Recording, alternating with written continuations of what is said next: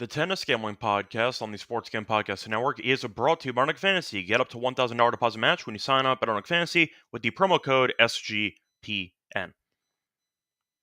And welcome, everybody, to the Tennis Gambling Podcast here on the Sports Gambling Podcast Network. It is currently Friday night, June 27th, around 9:30 p.m. Eastern Time. I'm as always, Scott Reichel, once again going solo for this pod. Time to get into the preview of the two final matches we're going to see in Eastbourne and in Mallorca. We're going to break down the matchup between Fritz and Brooksby in Eastbourne, as well as the final between Griekspoor and Moutet in Mallorca. So before we get into the actual breakdown of those two matches, do want to briefly recap what happened last episode for the lock and dog picks, and we'll get into the deep dive of the preview of, once again, the actual matches taking place on Saturday. Starting off with the matches that happened today, we had a pretty decent episode as we did win the lock, did lose the dog. For the lock, nice win, as we ended up having the Fritz and Fekina match over 22.5 games to minus 126. Really never in doubt. Fritz won the first set easily. Then Fekina was up a break early in the second and coasted. And then eventually Fritz did dominate the third set. But either way, point is the match did go over. Thought that it was going to be a war. And it was, I'd say, headed that way until Fritz dominated the entire third set. Not a problem, though. Got an automatic win after two full sets were completed. So never really a sweat there. Nice win for us on the lock. For the dog, though, a pretty annoying loss because we did pick Griekspoor to actually win the match against Felix. Problem was we did pick the team total over just in case. And instead we overthought it. It was even money, and unfortunately Griekspoor did win, but he beat Felix too easily, as he won and only won 12 games, as he won in straight sets. So point is, pretty annoying loss there, as we did pick Griekspoor to win the match, but got a little bit too cute with it, picked up a loss there. Nice win though for the lock, can't complain, and we'll look for a sweep here on Saturday. Now, before we get into the deep dive of the Friday semifinal matches, a reminder that you can help support the show by liking and subscribing on YouTube, by leaving a rating and review as well on Spotify or Apple. Podcast available audio format only on Spotify or Apple. So if you do want to listen to the podcast that way, that's fine too. Just don't forget to leave a rating and review, and don't forget to like and subscribe on YouTube. If you are new to the channel, hopefully enjoy the content. I think we got to 1050 for subscribers, so hopefully we're trying to get to 1100 by, I'd say, the end of July. We'll try to get there. But either way, point is, hopefully you've enjoyed the content, and hopefully you have been enjoying the free picks. But once again, if you are listening to the podcast on YouTube, don't forget to like and subscribe to the channel. Moving on, though, to the actual, once again, reminder that we do have a new contest going on for the NASCAR Gambling Podcast on the network because they're having an in-season tournament, and as a result, we are running a free contest. Head over to sportsgamepodcast.com/NASCAR contest to make sure that you have a chance to win a $200 gift card, and make sure to subscribe to the NASCAR Gambling Podcast. Plus, a reminder, check out the merch store. We have a lot of great Tennis Gambling Podcast merch with sweatshirts, t-shirts, and mugs. High quality, very affordable. Recommend getting yourself something there. So once again, check out the merch store, check out the NASCAR Gambling Podcast feed, and check out the free contest for a chance to win a $200 gift card, courtesy of the NASCAR Gambling Podcast. Moving on to the actual deep dive of the recap of the matches that we ended up seeing on Friday.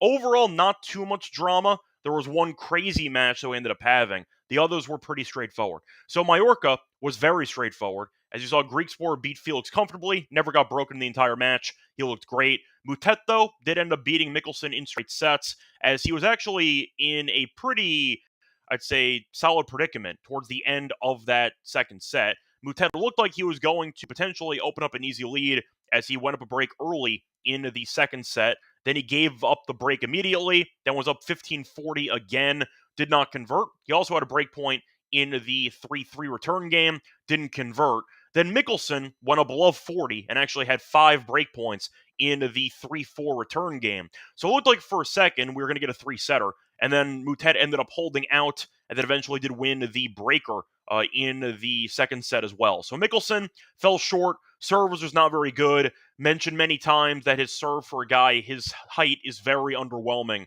and it was on display on Friday because he had one ace in the entire match against Moutet. He won 58% of his first serve points, and once again, that's not good enough when you're against Moutet on grass. But either way, ended up seeing Moutet win in straight sets to make his second ever ATP final, first final since 2020 Doha, I believe. It's been a long time, happy for him, but either way, point is Moutet is into the final, but we saw no drama at all in the two matches in Mallorca. Moving on, though, to Eastbourne.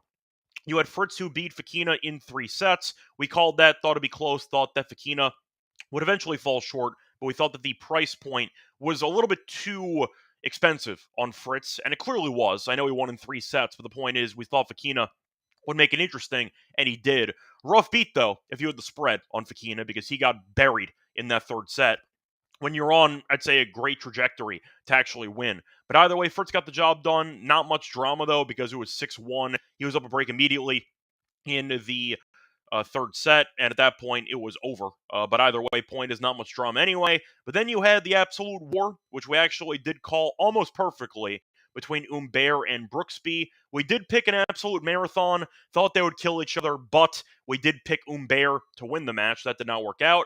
Thought Brooksby, though, was being quite disrespected for the actual price point. Line actually climbed on Humbert, and I thought that it was expensive the way that it was previously located. I understood it, but I thought that Brooksby was very live to win the match, and he ended up, once again, looking sharp enough to win. Brooksby was able to overcome a pretty competitive and disappointing first set loss, which was another marathon because it was a 9-7 tiebreak. But you ended up seeing Brooksby serve for the first set. He was actually up 5-3 in the first set. He blew it, and then he also had a set point in the breaker, and he was able to blow that and still win the match. So impressive mental toughness from him.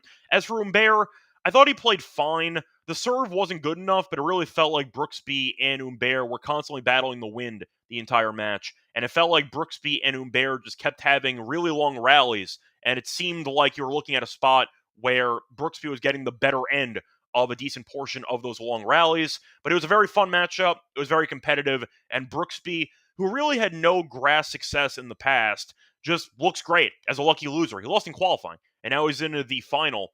Good for him. Just simply put, Brooksby has had a pretty rough go of it for the last couple of years with the suspension for about 18 months, give or take 18 months or so. He came back, won a title on clay in, once again, Texas, and then he was able to make the final here in Eastbourne. We'll see if he can beat Fritz. Fritz is going for his 4th ever title in Eastbourne, so Brooksby is definitely not the guy you expected to see in the final, especially after losing to Vukic in qualifying. But either way, good for him. Very fun match. Easily the match of the day. So point is definitely should be a pretty interesting final between two Americans. Fritz, massive favorite. We'll talk about that matchup in a second. But briefly before we do so, a reminder that we already have action on the final in Mallorca because we do have Greek Sport at 9-1. So we do have an outright that is still pending, which would be very nice for the sake of the outrights for the entire week. We're having a decent week anyway, but if Greek Sport cashes the 9-1 price, then that's definitely a very solid week for us. Hopefully, gets the job done. He's looked great, but we do have some rooting interest already for the two finals. Not for the Fritz matchup, though. We could have taken Fritz as well. Didn't like the price for that draw. In hindsight, either way, it is what it is. He had a couple marathons he got by, but no regrets there. And Brooksby, I don't think we had a line on Brooksby when we actually recorded the podcast because Bublik was still in the draw at that point, and Brooksby took his place. So Brooksby we actually could not have bet on if we wanted to even, so that was never an option. But for Mallorca, we do not have Moutet. We took him to win the quarter, and that was definitely a nice win for us too at 3-1. But we do have Greek Sport at 9-1, who has not dropped a set yet. He's not even gone to a breaker yet. He's looked fantastic. Hopefully finishes the job off here on Saturday for a nice outright cash for us. Anyway, looking briefly at the women's side, you have a pretty interesting collection of matches, as we saw a couple of straightforward matches in, you saw Swiatek beat Paolini 6-1, 6-3. Never been good on grass. She has not won a title in a while. Good for Swiatek, though, as she was able to dominate against Paolini. Paolini, though, really not looking that great over the last couple of weeks, and I'm skeptical of her, I'd say, overall upside in Wimbledon. I'll talk about that, though, over the weekend when we preview the women's Wimbledon, as the draw came out today. But Swiatek making it to a grass final, good for her. Pegula was able to drop the first set to Noskova and came back and won in 3. Nice job by her, too. I know that Pegula had a very competitive matchup a couple of matches ago, as she ended up losing to Samsonova in Berlin in that crazy marathon. And she responded by once again showing up in Hamburg and making it to a final. So good for her. Beating Navarro in 3, beating Noskova in 3. She's been good. You thought maybe there was a chance she would end up stopping after Berlin because it was a very high-level match, and she ended up losing in a final set breaker. But she decided, you know what, I'll go back for Hamburg, and now she's in a final. So we'll see what happens there. As for Eastbourne, you have a couple of Cinderellas. You have Joint, who ended up beating, once again, a I'd say she's had a decent path. She ended up beating Jabeur in straight sets in the first round. Ended up beating the likes of Blinkova. Ended up making a pretty good run. So she's in the final there. And you ended up having Ila, who is also in a final. Good for her. She has been making a pretty solid run as well. I know that she was fortunate that Ostapenko got injured and hurt her ankle, but still, a nice job by her beating Gracheva in 3 sets today. So as a qualifier, making it into the final, very impressive. And as for her actual draw, has not been the easiest draw, but she's been getting by. Looking at the actual path for Ila, ended up having an easy win against Bronzetti in the first round. Beat Ostapenko with a retirement, killed Yastremska 6-1, 6-2, and then beat Gracheva. So overall, should be a fun pair of finals there in Hamburg and in Eastbourne. I would say it wasn't too shocking. Truth is, after watching Ila beat Bronzetti that badly in the first round, I actually liked her for a chance to be a dark horse to win the event personally. I didn't talk about it on the show or anything, but I did think that she was playing great tennis. As for Joint, I watched her beat Jabeur. Jabeur looked really bad, but nice job by Joint, who has really not had much grass success in her career, making it to a final there. So a couple of entertaining women's finals on the card for Saturday, a couple of entertaining men's finals taking place on Saturday. Going to break down those in a second. Anyway, before we get into the preview of the matches on Saturday, a reminder, they're brought to you by our sponsor, which is MyBookie, because they're available at a ton of locations. Use them to bet on baseball, to bet on WNBA, to bet on golf, to bet on football futures, etc. You can also use it in a ton of locations. Use crypto for deposits, like fast payouts to Santo for your account. Just go to SGPN for a $110 match up to 1K. Terms and conditions MyBookie, promo code SGPN. We're also brought to you by Circus because they are still hosting their ultimate fantasy ball contest for 12-person league to dress in Vegas. Check VIPs for their stay. Let them ride from the airport. 5K tab from Stadium Swim and hotel stay for you and your 11 league mates. You can always get 50% off everything at Circa Properties with the code SGP15. Last chance to enter, though, the contest. Enter at sportsgamepodcast.com Circa to enter the free fantasy football contest. Welcome back, everyone, to the Tennis Game Podcast. Finished going through the recap of the matches on Friday. Time to move on into the preview of the 2 matches taking place on Saturday. Starting off with the first match, Mallorca will be going first because Mallorca is starting at about, pulling up the times here, 9 a.m. Eastern, and Eastbourne starting at 11. So keep that in mind. Now, for the matchup here, you have Griekspoor against Moutet. Griekspoor, decent favorite, about minus 180, give or take. Moutet's around plus 150. For the spread, you have minus 2.5 for Griekspoor, even money. You have plus 2.5 for Moutet at minus 120. Can go for the spread, though. You can get Griekspoor minus 1.5 at minus 140. You get Moutet plus 1.5 at plus 109. The over-under in games at 23.5. The over is plus 100. The under is minus 120. For the actual set spread, you have Griekspoor in straight sets at plus 146. Moutet to win in straight sets at plus 330. The over 2.5 sets is around plus 130. Faced off 2 times before, very dated. Faced off back in 2018, so a long time ago, but you saw Griekspoor kill him in 2 straight matches, beat him in Orleans and beat him in Antwerp, and did not drop more than 4 games in a single set. That was 7 years ago. It means absolutely nothing, but I'm mentioning the head-to-head for the sake of it. Now, for the path of both players, you've seen Griekspoor coast, beating Quinn 7-5, 6-4, beating Diallo 6-4, 6-4, and beating once again, Felix 6-4, 6-4. So Griekspoor has been fantastic in the event so far, and you're looking at him beating decent competition. Diallo, when he grassed out a couple weeks ago, we know Felix can be dangerous on grass. He's a head case, and we saw that on full display again on Friday. I can't stand watching Felix play tennis. So much talent, but such little tennis IQ. It's really just on display every time I watch him play. But either way, a point is still a good win nonetheless. As for the actual path for Moutet, bit more difficult. Had a 3-setter against Martinez, beat Altmaier in straight sets, beat Tien in straight sets, and beat Mickelson in straight sets. So I think I'd argue that Griekspoor had the tougher competition, beating the likes of Diallo and Felix on grass. Moutet, though, beat Mickelson, who is a pretty good grass player. As all of you know, I'm not the biggest Mickelson guy, as I just think his serve is really in need of drastic improvement, and I have not seen any strides to improve it, which is embarrassing, I think. I wonder what certain coaches do. You know that you have a guy who's pretty solid in terms of consistency on both wings. Mickelson, decent hands at the net, not a bad volleyer by any means. The serve, though, for his size, is such a liability, and I'm just wondering why they haven't tried to address that over the course of his young career. He needs a better serve. I've mentioned it many times before, and I do think it's going to be a serious, I'd say, liability over the course of his career unless he gets it fixed. But either way, Griekspoor, once again, has had, in my opinion, a tougher level of competition. Tien, not much of a grass resume, did beat Shelton. Shelton's been a mess, though, on grass. But you're looking at the competition. Altmaier's a clay guy. Martinez is a clay guy. Tien is a young American who could be good on grass. Very solid ground strokes, but still not exactly known for his grass resume. And Mickelson is a good win. I'll give him that as well. But for the actual matchup itself, I think Griekspoor should win this. Moutet, I said before, is in his first ever I should say second ever ATP final, first ATP final in about 5 years. He's never won an ATP title before. Nerves could play a factor. He's been very good, and we do know that his variety can be tricky to deal with.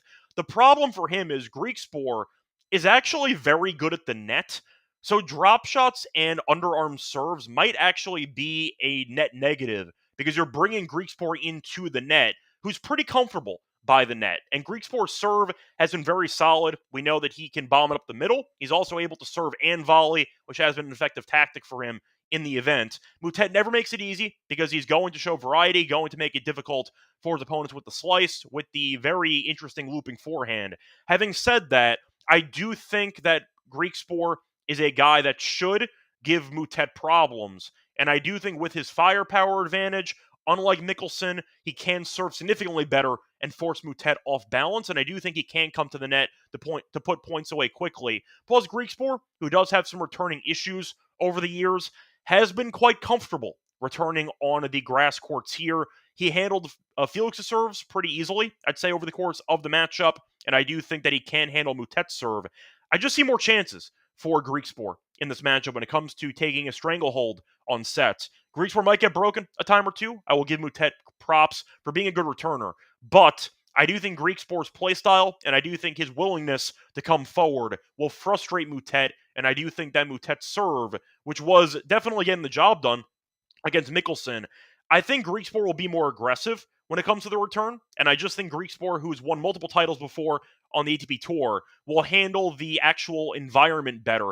Moutet, we know, can be very emotionally unstable at times, and with him having a chance to win his first ever title on the ATP Tour, first final in 5 years, there are some nerves there. I'm just going to throw it out there. I think Griekspoor is the better player. That's why we took him to win the actual event. I'll go with him to win this one as well. I'll go with the spread. I think Moutet will make one set competitive maybe. Maybe it even goes 3. But I think Griekspoor will have easier holes, and I do think Griekspoor's net game will be a pretty difficult element of the game for Moutet to deal with.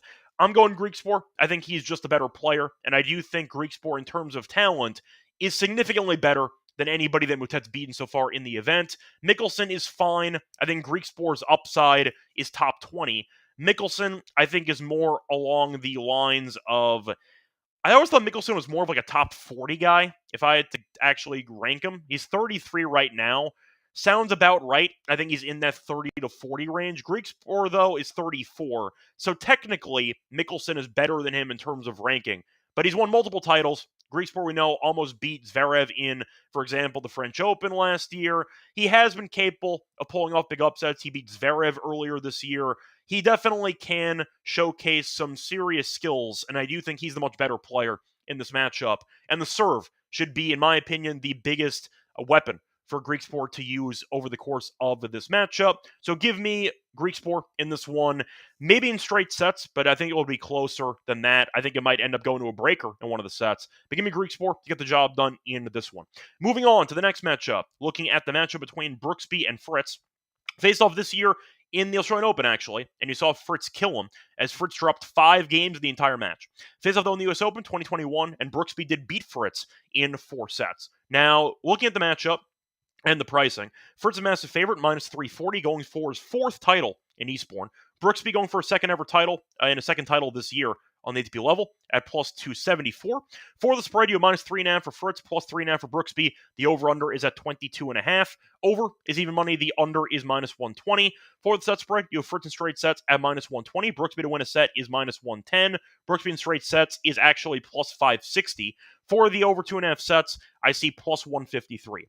For the path of both players, Fritz has had a pretty difficult path, but he survived. He had a 3-setter against Fonseca, which did get also delayed for the final set. Beat Giron in a final set as well, so that went the distance, and he beat Fokina in a third set as well. So Fritz has actually not won a single match in straight sets in the event, but survived an advance, and he's back into a final.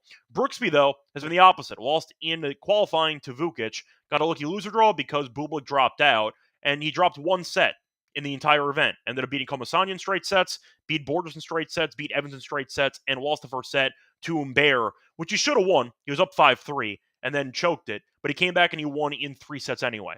Now, the question is, with Fritz being this comfortable on the courts in Eastbourne, do I think the price is fair?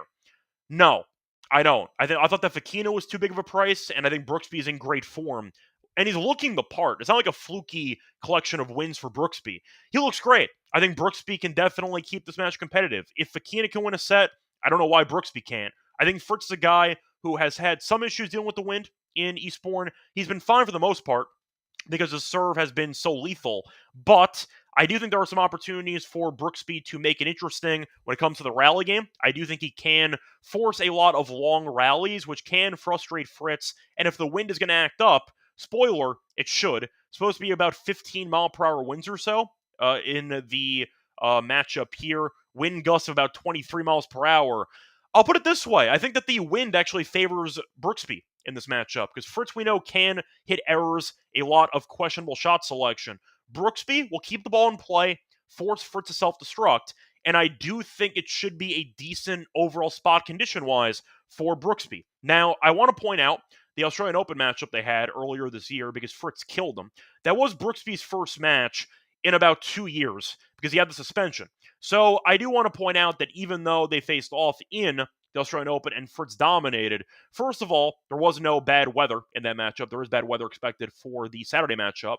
But you saw Brooksby play in the 2023 Australian Open, lost to Paul in straight sets, did not play again until 2025 Australian Open. So he did not play for about 2 full years, and he immediately came back and lost. So Brooksby had no warm-up matches, no anything, no challenger tune-ups. He showed up basically cold turkey to play against Fritz in the Australian Open, and that ended up working out terribly. But I'm kind of going to toss it out. Brooksby's been in better form. He looks great, and I do think that Australian Open matchup is very misleading because he had no actual preparation for Fritz. Now he does. He looks great on the courts. He's handled the win pretty well, and that win against Humbert was not fluky. He was fantastic. I see in the comment section, Rex is mentioning that Brooksby's serve in the ad court's been very solid, as well as the backhand for Brooksby. It's been very good. I think Brooksby is rock solid. I do think that Fritz can hit some errors. We saw that happen in the second set. Fokina was willing to come forward a bit. He was able to really put the pressure on. I think Brooksby can do the same. And if Fritz's first serve percentage is going to be dipping because of the wind, I think Brooksby has a chance to pull this off. Do I think he's going to win? I'll say no. I think Fritz rinse and repeats a 3-set win to a 4th title. If he won, though, I wouldn't be surprised, and I do think that Brooksby has the game to frustrate Fritz in these conditions. So for the actual price point, I don't see any value on Fritz. If you want to go for an angle on Fritz, maybe you'd go for the actual Fritz in 3 for an exact outcome, or if you want to go for maybe going with the team total over for Fritz at 13. It's plus 105. You could probably find a juice 12.5 somewhere. I don't mind that. Maybe if you want to go for the over in sets at 2.5 at plus 153. I don't mind that either. But I do think for value, I don't see any on Fritz at minus 340. I think Brooksby can make this match competitive. I think he can borrow from the Fokina playbook to steal a set. And we have seen Fonseca win a set. We saw Fritz drop a set in every, once again, match of the event. And Fonseca has firepower, but no grass resume at all. And I do think Fritz was pretty fortunate. There was a suspension to the matchup once Fonseca had all the momentum. But Giron has been a fine grass player, not amazing. But the point is, stylistically, I do think Giron, you can argue, is kind of similar to Brooksby. And Fokina's got more firepower, but the same type of player. And I do think that Brooksby, if the backhand is on and the serve is continuing to not be a liability, it was a bit shaky against Humbert. But I do think Brooksby can make this match competitive. I think he can, in theory, win. I'll pick Fritz in 3, but give me the overs, and I'll go with Brooksby plus the games for this one. Anyway, time to move on into the actual Lock and Dog picks for the show. Before getting into the Lock and Dog, reminder, they're brought to you by our sponsor, Arc Fantasy, because they're doing Best Ball Mania, which is happening again all summer long. You could also they are giving away $15 million in prize. You could win up to $2 million for first place. No waiver wire, no arguments about trades, and best ball is the best way to play fantasy football. Also a great place for pick'em. Sign up though for your new account with the code SGPN to claim a special pick and for some that offer up to 1K in bonus cash on fantasy promo code SGPN. We're also brought to you by Rhythm because they just dropped Power Trends, which are a great undetected patterns feature. Rhythm's models have consistently one of a high ROI. Power Trends are updated every day. So it's Rhythm, no touts, no noise, cleaned out of my picks. Download the app, check out Power Trends, start betting smarter. Also try it out for free for a week by using the 7-day free trial. Go to sportsgamepodcast.com/rhythm to get your 7-day free trial. Welcome back, everyone, to the Tennis Game Podcast. Finished going through the preview. The matches on Saturday in the final in Mallorca and in Eastbourne. Now it's time for the lock and dog picks. For the lock, I'm going to go with the matchup. I see Rex, by the way, mentioning that Fritz team total of 12.5 is minus 167. Bit expensive.